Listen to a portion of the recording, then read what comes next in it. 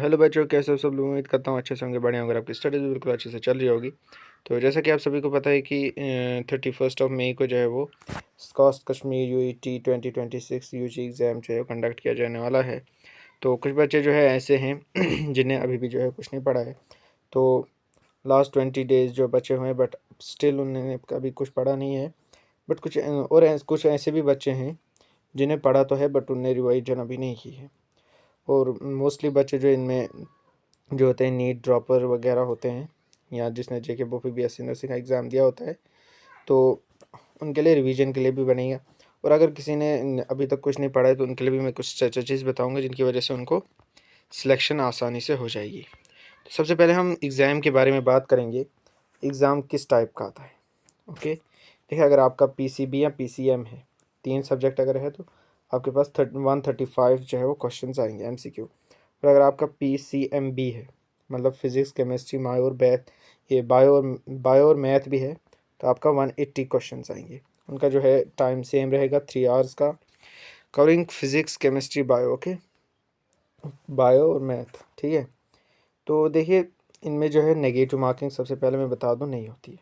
Okay, तो और दूसरी बात, जो सबसे ज़्यादा वेटेज के चैप्टर होते हैं, क्योंकि जो स्ट्रेटजी होती है ऐसी होती है कि जो आप सबसे पहले वो चैप्टर है वो तैयार करो, क्योंकि सबसे ज़्यादा हाई वेटेज है। तो सबसे ज़्यादा फोकस आप बायोलॉजी पे करो, क्योंकि ये जो है ज़्यादातर थ्योरी बेस होता है, और इसमें आपको ज़्यादातर जो है वो तैयार कर, और कुछ जो अगर आप एनसीईआरटी भी ही पढ़ लो तो आपको जो है वो तैयार हो जाएगी। इसके जो सबसे इम्पोर्टेंट जो चैप्टर्स है वो है human physiology, genetics, reproduction, ecology. सबसे पहले आप इनको पूरा पढ़ें, तैयार करें अच्छी तरह। फिज़िक्स में देखें तो काइनेमेटिक्स, थर्मोडायनेमिक्स और ऑप्टिक्स। केमिस्ट्री में ऑर्गेनिक, पी ब्लॉक, ठीक है।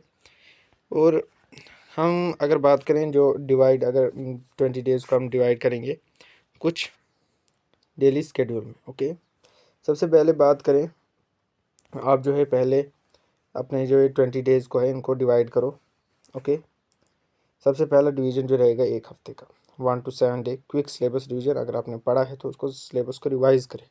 ओके, जो है पहले जो है सबसे ज़्यादा जो हाई वेटेज चैप्टर है उनको, जैसे बायोलॉजी में फिजियोलॉजी, जेनेटिक्स, फिजिक्स में लॉज ऑफ मोशन, ऑप्टिक्स, और केमिस्ट्री में भी। ओके, तो फिर बात करेंगे डे 8 से डे 14 तक पीवाईक्यू सॉल्व करो, एमसीक्यू सॉल्व करो।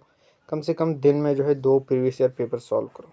ओके, जिससे आपको कम से कम 100 एमसीक्यूज़ जो वो हो जाएंगे। ज़्यादातर अपने जो एरर आएंगे उनको एनालाइज करो और उनको ठीक करो।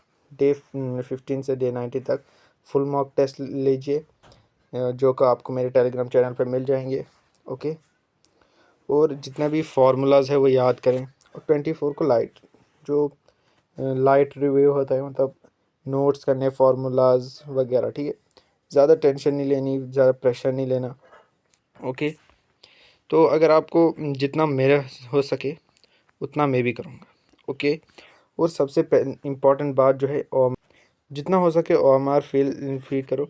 जितने भी बच्चों से मैंने डिस्कस किया, सारे जो जिनके भी फर्स्ट अटैम्प्ट थे, उनने सब ने कहा कि हमें ओएमआर शीट फिलिंग में सबसे ज़्यादा प्रॉब्लम आई। यानी आधे से ज़्यादा जो क्वेश्चन है वो उन्हीं में से, उनकी वजह से गलती होगी, क्योंकि हो जाती है, गलत हो जाता है जो भी पहले टाइम पे होता है। बाकी आपको मेरी तरफ से भी फुल सपोर्ट रहेगी, मैं भी आपको पूरी फुल सपोर्ट करूँगा। क्वेश्चंस, पीवाईक्यूज़, इम्पोर्टेंट पीवाईक्यूज़ जो भी होंगे, तो मैं आपको प्रोवाइड करता रहूँगा। चैनल को सब्सक्राइब करते रहना। अगली आने वाली वीडियो बहुत ज़्यादा ही इंपॉर्टेंट है, क्योंकि उनमें हम इंपॉर्टेंट क्वेश्चन जो डिस्कस करने वाले हैं।